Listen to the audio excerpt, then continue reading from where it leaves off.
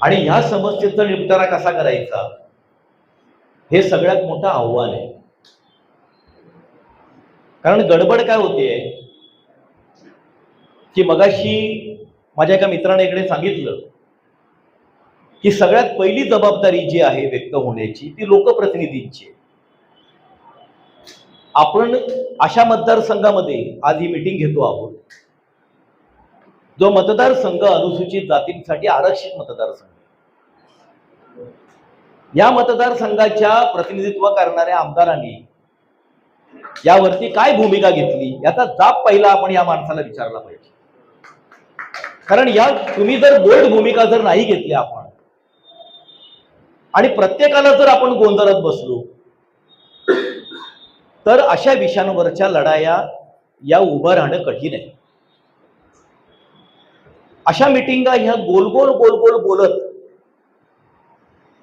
एकमेकाला बरं कसं वाटेल, फील गुड किंवा गुड फील कसं होईल असे हे विषय नाहीये. कंत्राटी कामगारांचा जेव्हा मी उल्हासनगर महानगरपालिकेमध्ये विषय हाताळला तेव्हा मी सगळीकडे पत्रकारांशी बोलताना एकच गोष्ट सांगितली की हे मी समाजासाठी काही नाही करत आहे. माझी 2 मुलं जी आहेत ती पुढच्या काळातली कंत्राटी कामगार आहेत. मला त्यांची काळजी आहे की त्यांचं काय होणार आहे.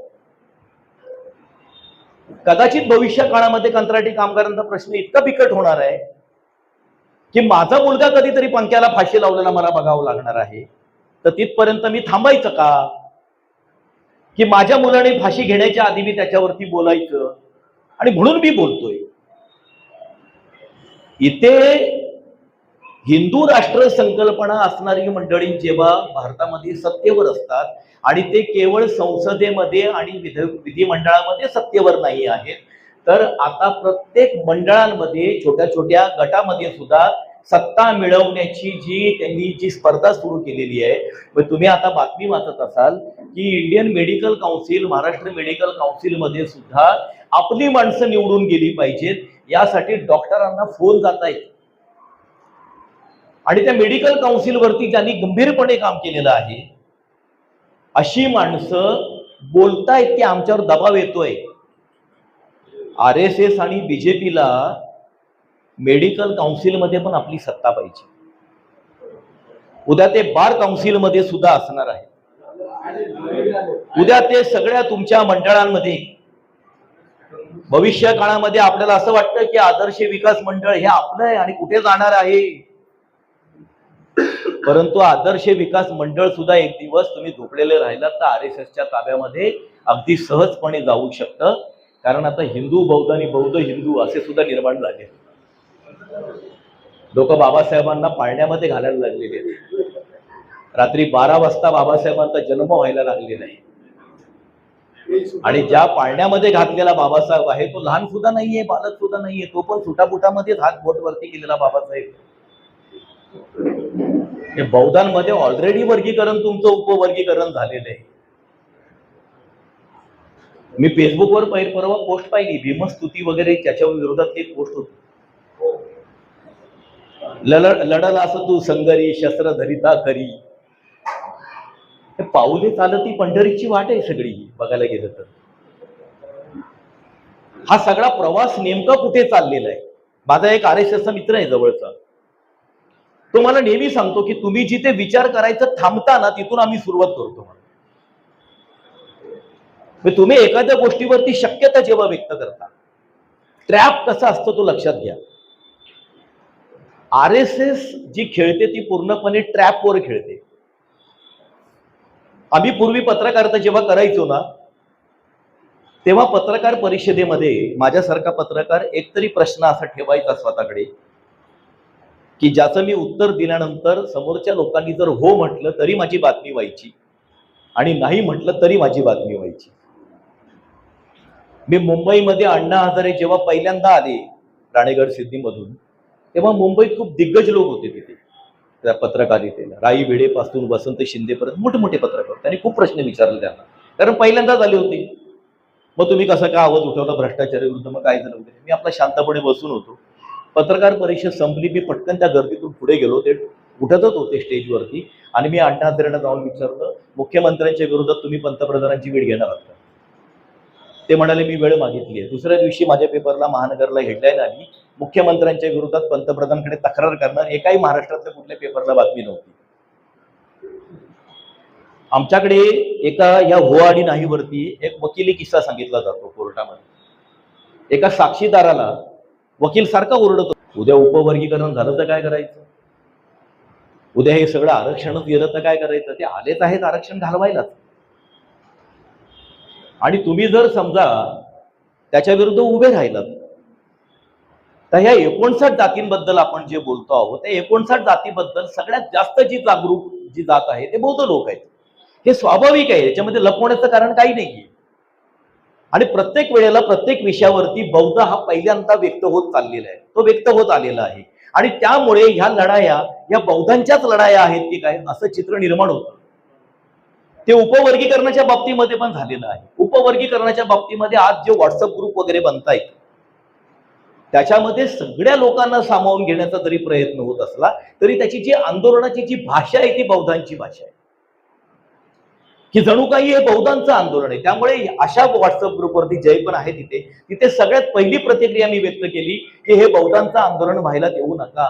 हे 59 अनुसूचित जातींमध्ये समाविष्ट असलेला जातींचं आंदोलन आहे. तुम्ही जेव्हा त्याला बौद्धांचं आंदोलन कराल तेव्हा सत्तेला जे हवं आहे ते तुम्ही आपोआप करता आहात. त्यांना जास्त कष्ट घेण्याची गरजच नाही. हिंदू राष्ट्रवाल्यांना या अनुसूचित जाती जमातींमधून हिंदूंना वेगळं काढायचंय आणि त्यांना बौद्धांना आयसोलेट करायचं.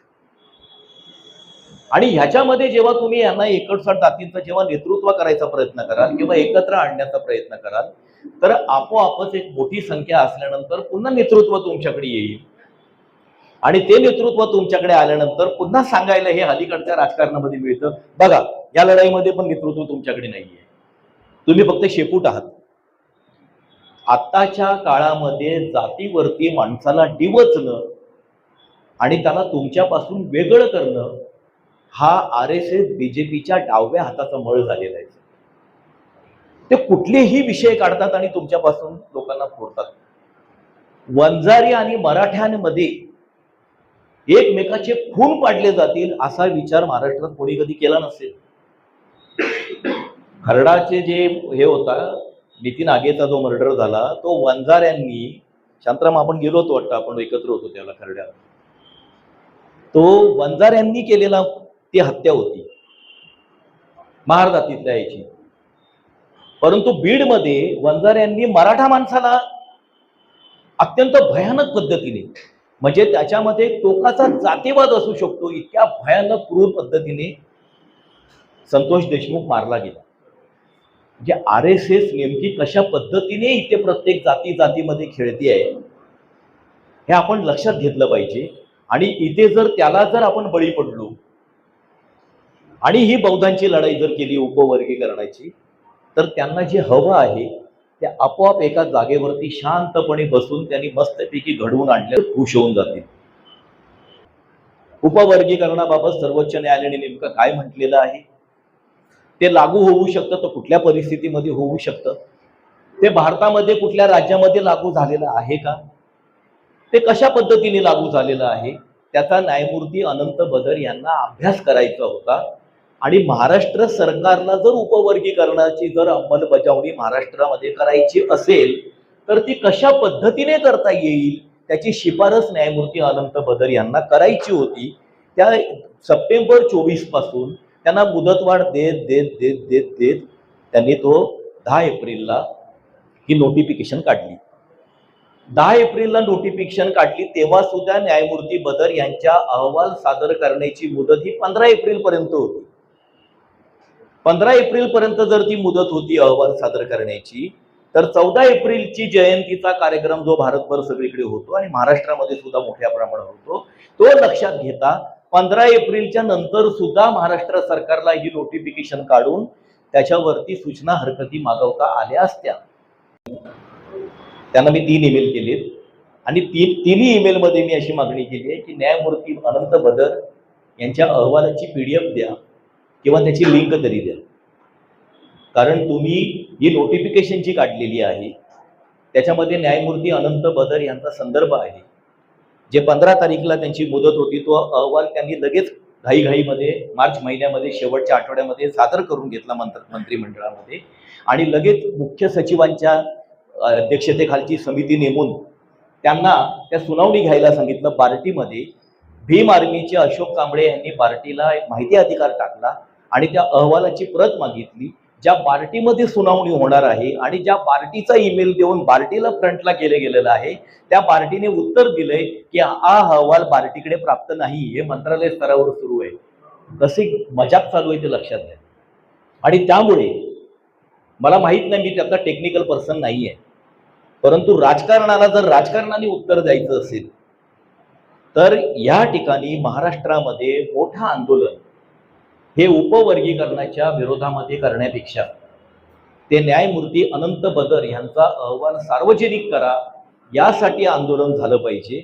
आणि त्या अहवालामध्ये त्यांनी काय दिवे लावलेत, ते कोणाला भेटलेत, त्यांनी काय महाराष्ट्राचं अॅनालाइज केलेलं आहे, कुठल्या जाती धर्माचं पॉप्युलेशन वगैरे पर्सेंटेज काय ठेवलेलं आहे, त्यांचं अबकडं रिकमेंडेशन काय आहे, त्याची एबीसीडी तर आम्हाला कळू द्या त्या सगळ्या त्यांच्या अॅनालाइजची.